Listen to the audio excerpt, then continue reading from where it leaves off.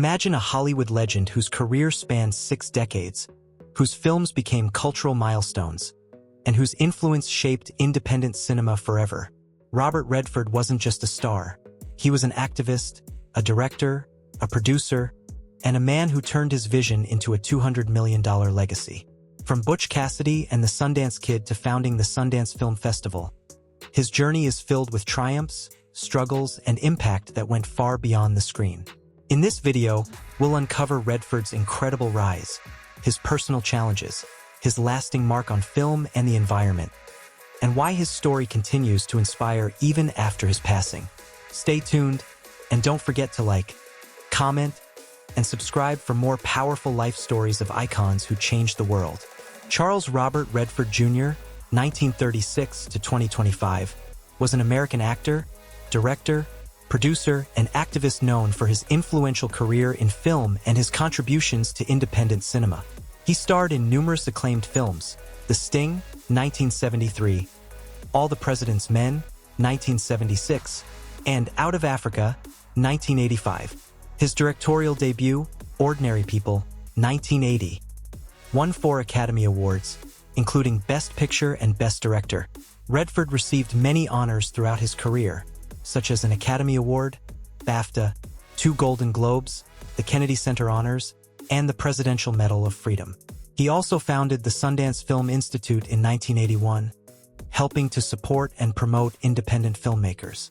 In addition to his work in film, he was an active advocate for environmental protection, indigenous rights, and social justice causes.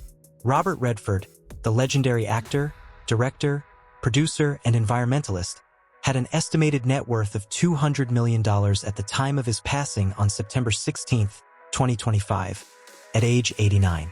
His wealth was the result of a 6-decade career that saw him star in blockbuster films, earn millions as a director and producer, and build lasting influence through the Sundance Institute.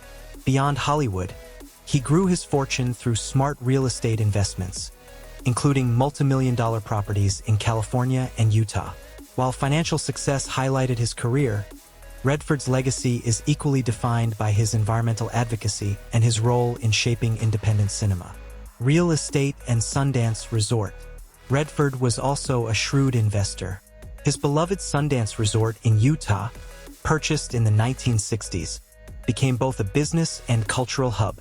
He also bought and sold properties in California, New Mexico, and Napa Valley, with real estate forming a substantial part of his $200 million estate. Early life and education. Charles Robert Redford Jr. was born on August 18, 1936, in Santa Monica, California, to Martha Woodruff Redford, originally from Austin, Texas, and Charles Robert Redford Sr., an accountant. He had one paternal half-brother, William. Redford's ancestry was a blend of Irish, Scottish, and English roots.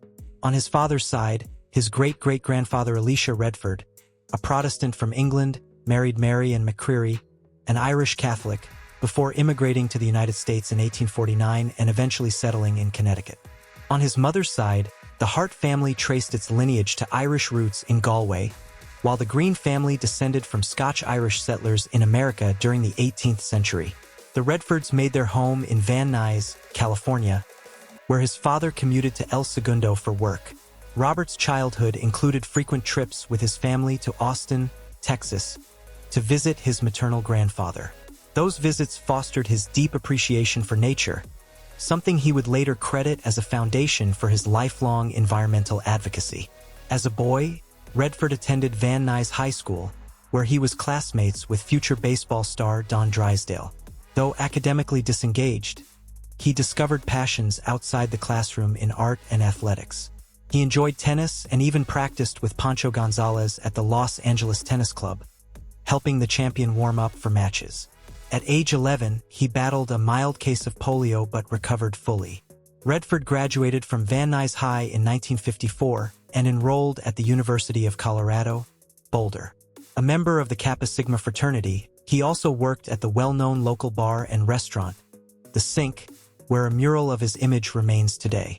However, his time at Colorado was cut short.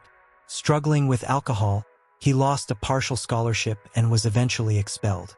Rather than return home defeated, Redford chose to see the world. He traveled extensively through Europe, living in France, Spain, and Italy, an experience that broadened his worldview and shaped his artistic sensibilities. Upon returning to the U.S., he pursued formal studies in art at the Pratt Institute in Brooklyn before shifting his focus to acting at the American Academy of Dramatic Arts in New York, graduating with the class of 1959. Personal life, marriages, and family. Robert Redford's personal life was marked by both deep family bonds and moments of loss.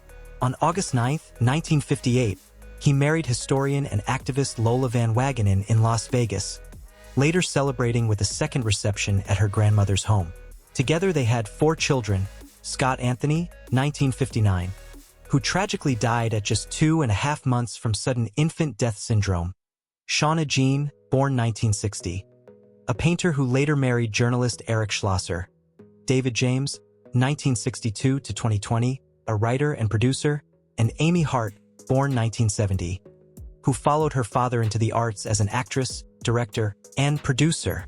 Through his children, Redford became a grandfather to 7 grandchildren, cherishing his role as both a father and grandfather. Although Redford and Van Wagenen never made a public announcement regarding their separation, reports throughout the 1980s and 1990s suggested that the couple had been living apart for many years. Their marriage eventually ended, though the timeline remained private. After years of companionship, Redford found lasting love again with German-born artist Sibylle Sagers. The couple had been together since 1996, living at his beloved Sundance home in Utah, and formally married on July 11, 2009, in a private ceremony at the Nuys C.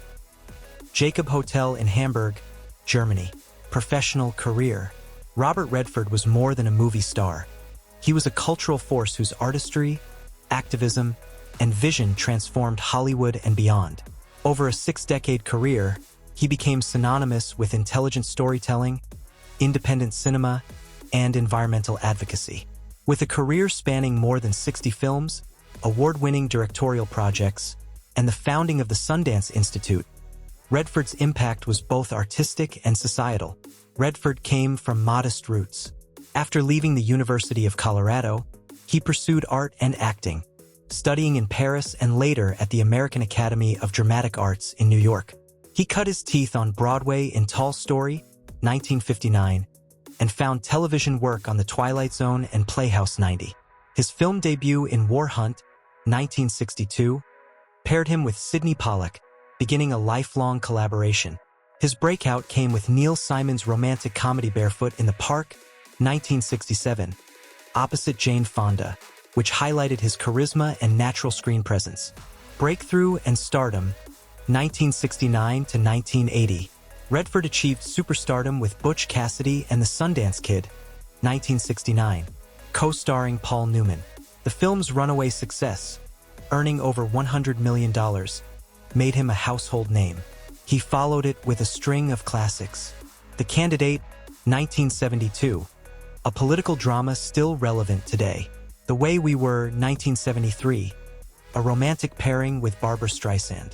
The Sting, 1973, reuniting with Newman, which won Best Picture. All the President's Men, 1976, where he also produced, spotlighting investigative journalism at its best. In the 1980, Redford headlined The Natural, 1984, and Out of Africa, 1985, both cultural landmarks. By then, he was among the industry's most bankable stars, commanding multimillion-dollar salaries. Redford continued to balance popular appeal with meaningful roles. Indecent Proposal, 1993, Spy Game, 2001, and Marvel appearances as Alexander Pierce in Captain America, The Winter Soldier, 2014, and Avengers: Endgame, 2019. His final acting role came with The Old Man and the Gun, 2018, after which he formally retired from acting, closing an era of iconic performances. Directing career, a storyteller behind the camera. Redford's directorial debut, Ordinary People, 1980, stunned critics and audiences alike, winning 4 Academy Awards, including Best Director. He went on to direct A River Runs Through It, 1992, which introduced Brad Pitt to stardom. Quiz Show, 1994, a smart exploration of media ethics, earning multiple Oscar nominations. The Horse Whisperer, 1998, blending his dual talents as actor and director. His films were character-driven, thoughtful, and often reflective of his social and environmental concerns. Though not always commercial blockbusters, they cemented his reputation as a filmmaker with depth and vision. The Sundance Institute, champion of independent film. Perhaps Redford's greatest contribution beyond his own career was the Sundance Institute, founded in 1981. What began as a small workshop blossomed into the Sundance Film Festival, the world's premier stage for independent cinema. Sundance gave rise to directors like Quentin Tarantino, Steven Soderbergh, and Ava DuVernay, changing the landscape of modern filmmaking. Through Sundance, Redford fostered diversity, innovation, and risk-taking in film. While not a personal profit venture, the Institute is non-profit. It expanded his influence and strengthened the independent film movement. Other ventures and passions. Production and Wildwood Enterprises. Through his company Wildwood Enterprises, Redford produced many of his own films, including All the President's Men and A River Runs Through It.